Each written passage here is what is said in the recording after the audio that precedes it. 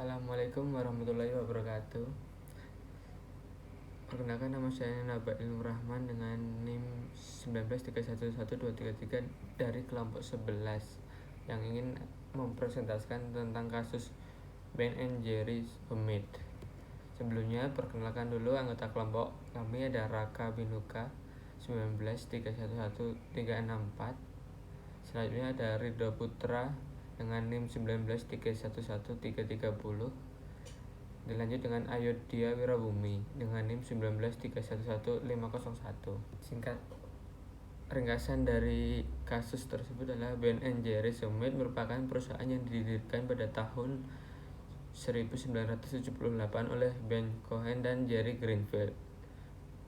Perusahaan ini dikenal dengan produsen es krim premium terbesar dengan 170 gerai di seluruh dunia. Ben and Jerry memulai pendanaan ekuitas publik pada tahun 1984 dengan 75.000 saham pada harga $10.50 yang dijual secara eksklusif di wilayah Vermont, yang kemudian ditawarkan juga di Nasdaq. Ben and Jerry juga membagi pemegang saham menjadi 3 kelas. Kelas yang pertama adalah kelas A Common, yang dimana satu saham bernilai 1 suara. Kelas yang kedua adalah kelas B Common, yang dimana satu saham bernilai 10 suara.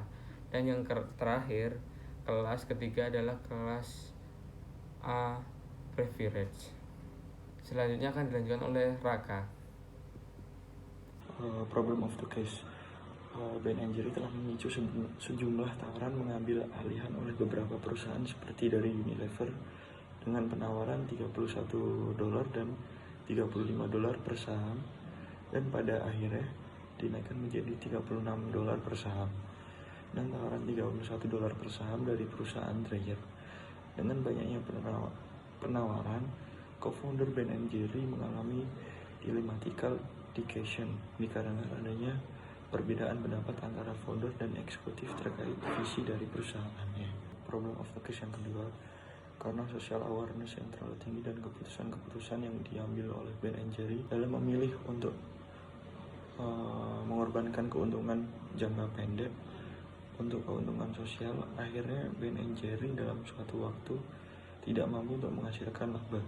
Setelah melalui pertimbangan masukan yang diberikan oleh ayah Ben, akhirnya perusahaan Ben and Jerry menaikkan harga melalui produk premiumnya agar tetap bertahan dalam menjaga visi perusahaannya. Case analysis. Jadi inti permasalahan dari perusahaan Ben and Jerry, meningkatnya persaingan dan menurunnya kinerja keuangan Ben and Jerry membuat beberapa perusahaan ingin mengambil alih Ben and Jerry. Perusahaan yang ingin mengambil Ben and Jerry antara lain adalah Unilever, Dreyer's, Meadowbrook, Land Capital, dan Chartwell Investment. Jadi itu adalah beberapa perusahaan yang ingin mengambil alih Ben and Jerry.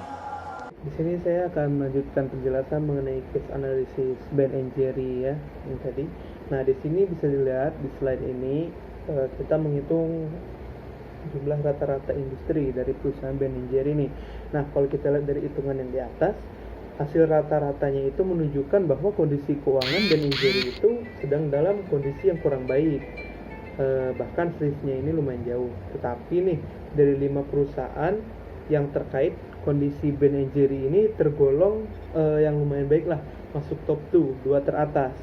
Nah, sehingga di sini bisa menunjukkan bahwa masih ada peluang nih buat investor kalau misalnya mereka mau investasi di perusahaan Ben Jerry. Jadi nggak jelek-jelek banget lah perusahaannya gitu. Dari peluang tadi sudah ada ya, karena Ben Jerry masih masuk top 2 dari beberapa perusahaan yang lain.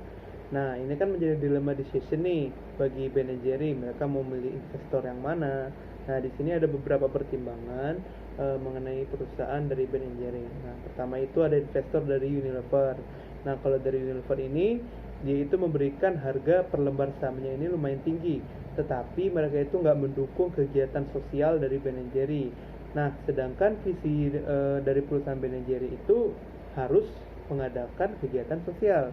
Nah, di sini pertimbangannya ini kalau positifnya Unilever itu memberikan harga yang tinggi, tetapi negatifnya itu nggak sesuai dengan visi perusahaan Ben Jerry.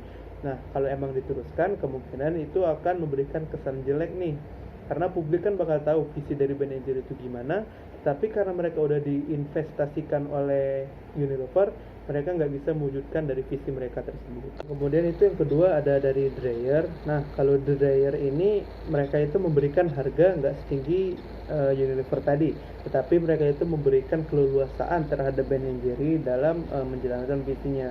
Nah, ini sangat baik bagi Ben Jerry karena walaupun harganya nggak setinggi dari Unilever, tetapi mereka bisa menjalankan visinya, yang mana itu merupakan tujuan dari perusahaan. Nah, terus yang ketiga itu ada dari Meadow Group Land Capital. Nah, kalau Meadow Group ini dia tidak menyebutkan berapa harga yang ditawarkan, cuma mereka menawarkan untuk tetap menjadikan Ben Jerry perusahaan yang independen. Tetapi kegiatan sosial yang berkaitan dengan perusahaan itu harus menunggu persetujuan dari Meadow Group. Nah, ini juga lumayan baik karena mereka memberikan kebebasan bagi Ben Jerry.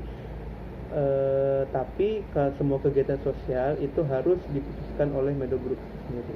Kemudian yang keempat ini ada dari Chartwell Investment. Nah, kalau Chartwell Investment ini mereka cuma membahas tentang manajemen tim baru dan kurang mendukung dalam kegiatan visi sosial tadi.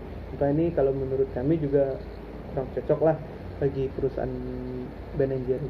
Nah, rekomendasi dari kami adalah karena Ben Jerry ini sudah menjadi perusahaan inovator dan mereka itu memimpin dalam kualitas produk serta tanggung jawab sosial perusahaan dan kesadaran lingkungan, maka dari itu kegiatan sosialnya emang benar-benar harus dilakukan nih, karena emang mereka itu perusahaan yang bergerak di bidang kesadaran lingkungan juga. Nah, kalau kita lihat Unilever ya, walaupun mereka memberikan harga tinggi, tetapi kalau nggak sesuai visi dari perusahaan, maka kurang cocok dan tidak akan diambil oleh Ben Jerry. Nah, di sini kami merekomendasikan Ben Jerry untuk mengambil dari Dreyer. Kenapa? Dreyer ini merupakan investor yang paling menguntungkan karena mereka itu tetap mempertimbangkan visi sosial dan visi perusahaan dari Ben Jerry tersebut.